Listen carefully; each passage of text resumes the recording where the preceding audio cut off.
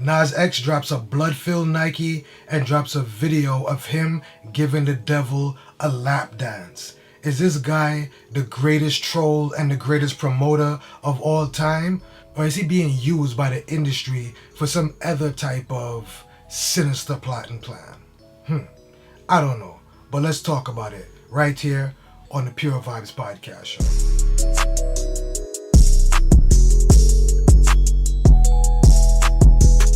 Greetings, family, and welcome back to another episode of the Pure Vibes podcast show with your host, Shaka Heru, aka the Far Right, the Fresh King. And today, we're going to be discussing Lil Nas X and his blood-filled Nike shoe and his video giving the devil the lap dance. Now, my question to you people is this guy the greatest troll and the greatest promoter on the planet?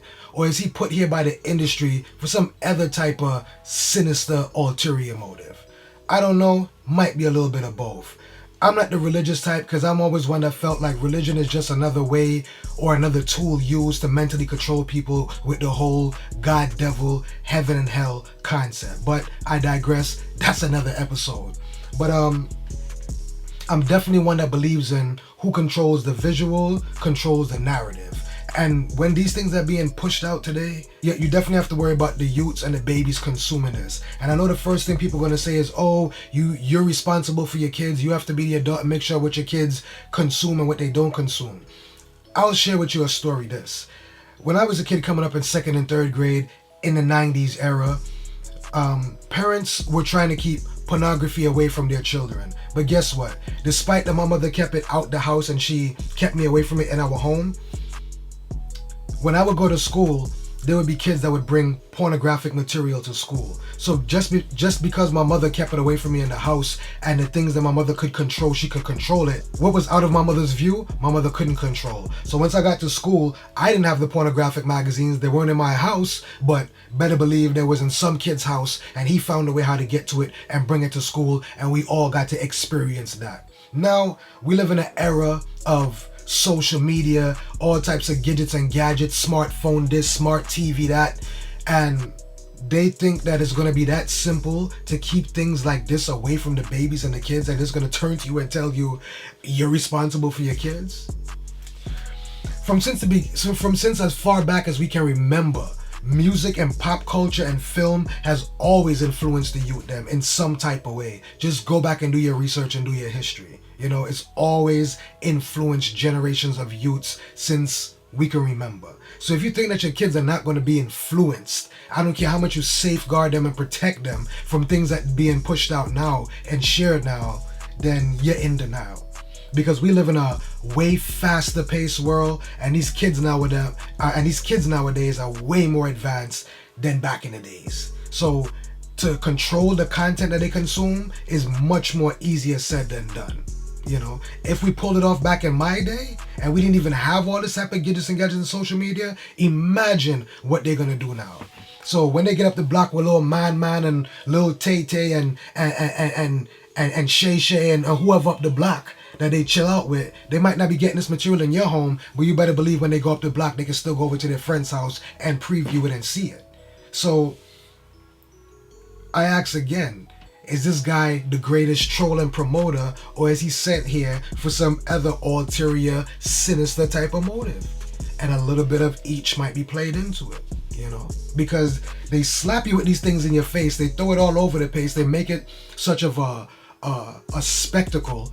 And the kids are going to hear about it and they're going to want to know what is this going on about this Lil Nas X video that people are making such of a big deal about, you know? And I'm not even going to get caught up into the imagery of him using the devil or what. You know, listen, whatever your sexual desires are, preferences are, that's your business. What you eat don't make me shit. It don't matter to me. That's your problem. But when you start bringing it to where you have to be making visuals and you making content that could be consumed by the babies, no matter how much you want to safeguard and protect them, then it becomes a little troubling and then it becomes a little problematic, you know? So people can run this narrative in the ground about protect your babies and you have to safeguard them for what they consume. And yes, the parent come first in the home.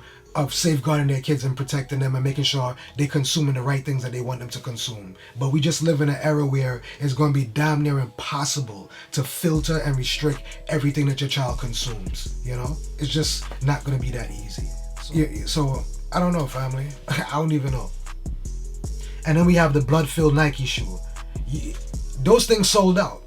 You know, so I want to know, was there really random people's blood in the shoe, or was that just used as a marketing strategy, as a marketing tactic to sell the shoe? Because if it was, it worked for him very much. And this is the type of era we live in, family. People would do and say anything for likes or for points or to sell a product right now. That's the era that we live in, you know. They used to say, don't sell your soul. And I used to take that as a figure of speech. But it shit is becoming very literal nowadays that people would do anything for the likes or for the glory or for the popularity, yo. It's crazy the type of era that we live in right now. It's nuts. Ever since these gadgets and phone and social media become to where you can post a video or a picture, people have gone above and beyond to be, you know, in the spotlight or to put themselves out there with the content that they're putting out there. I don't know, family. The most we can do is try to be there for our youths and our kids and make sure that what they're consuming is things that we want them to consume for their age and for their minds, you know, because they have a growing, developing mind, and we want to let their minds grow and develop as naturally and as unperverted as we can possibly get the young babies to have their minds, you know, be.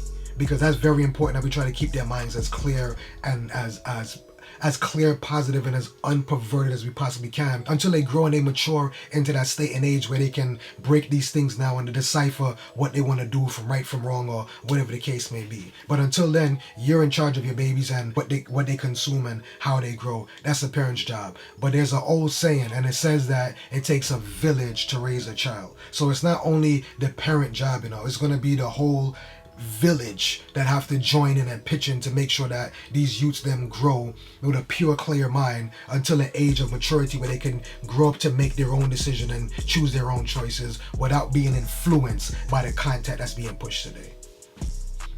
Yeah, family, this has been another episode of the Pure Vibes Podcast Show with your host, Shaka Heru, aka Defari the Fresh King, saying peace, love, and prosperity. Until next time.